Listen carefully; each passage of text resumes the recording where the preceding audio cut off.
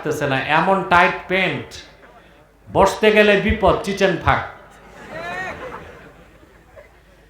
সে যাই হোক, তোমরা বাসের সাথে দাঁড়ায় থাকো, বাকিরা বস। সম্মানিত সুধী, কথা শুনতেছেন? তাহলে আমাদের পরকালে মুক্তির জন্য লাগবে পবিত্র হৃদয়। আত্মা না, আত্মা হচ্ছে রূহ, রূহ একটা, হৃদয় আরেকটা।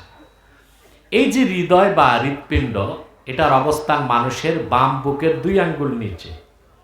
সুবহানাল্লাহ, সুবহানাল্লাহ। হৃদয়ের মাথাটা, মুখটা উপরের দিকে, তার রুহের দিকে একটু হেলে আছে ডান দিকে। সুবহানাল্লাহ। বিজ্ঞান আল্লাহর যে কত বড় কুদরতি হৃৎপিণ্ড, হার্ট, বিজ্ঞান এখনো কুল কিনারা করতে পারেনি। বরং হার্টের ব্যাপারে যে তথ্য এসেছে কোরআন হাদিসে, আধুনিক বিজ্ঞান 1500 বছর পরে নতমস্তকে তা মেনে নিয়েছে। সুবহানাল্লাহ বলবেন? কারণ কোরআন হাদিস হচ্ছে চূড়ান্ত। সুবহানাল্লাহ।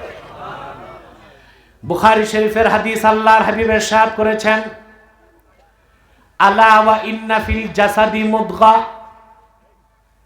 ইদা সালাহাত সালাহাল জাসাদু কুল্লুহু ওয়া ইদা ফাসাদাত ফাসাদাল জাসাদু কুল্লুহু আলা ওয়া হিয়াল কলব। সাবধান, জেনে রেখো, মানুষের দেহে একটা গোশতের টুকরা আছে। সুবহানাল্লাহ। হাদিস শরীফে হৃৎপিণ্ডকে বলা হয়েছে গোশতের টুকরা, মুদগা। মুদগা হচ্ছে এমন গোশতের টুকরা যার ভিতর হাড্ডি থাকে না। 1500 বছর পর বিজ্ঞান অপারেশন করে দেখছে আসলে হৃৎপিণ্ডে কোনো হাড্ডি নেই। মুদগা বলা হয় আরবিতে এতটুক গোশতের টুকরা যা একবারে মুখে দিয়ে চাবানো যায়। এটার কি বলে? মুদগা। সুবহানাল্লাহ। তো হৃৎপিণ্ডের সাইজটা হচ্ছে কতটুক?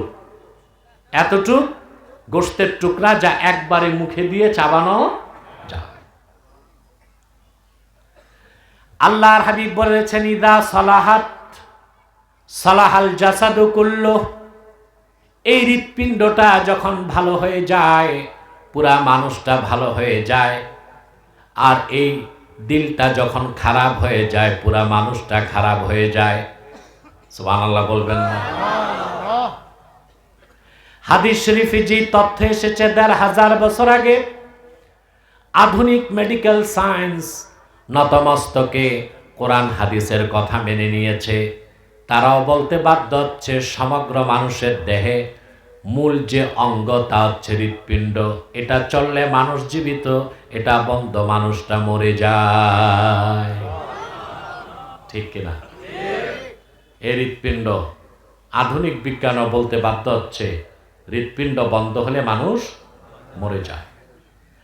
আমি তো বলি heart is the strange creation of almighty Allah. Allah তাআলার এক অত্যাশ্চর্য সৃষ্টি হচ্ছে হার্ট। সুবহানাল্লাহ। আপনার বয়স যখন মায়ের পেটে ছিল 4 মাস, কয় মাস? তখন থেকেই হার্ট কাজ করা শুরু করছে।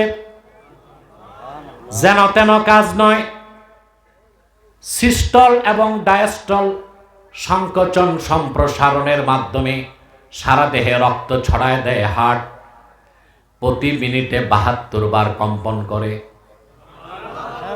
সুবহানাল্লাহ বলবেন? কতবার? সুবহানাল্লাহ। কোনো ব্যাটারি নাই, রিচার্জেবল ব্যবস্থা নাই। আপনার বয়স যখন মায়ের পেটে ভ্রূণ ছিলেন, আপনি ভ্রূণ 4 মাস, তখন থেকে হার্ট আল্লাহর হুকুমে চালু হয়েছে। সিস্টল অ্যান্ড ডায়াস্টল, সংকোচন সম্প্রসারণ।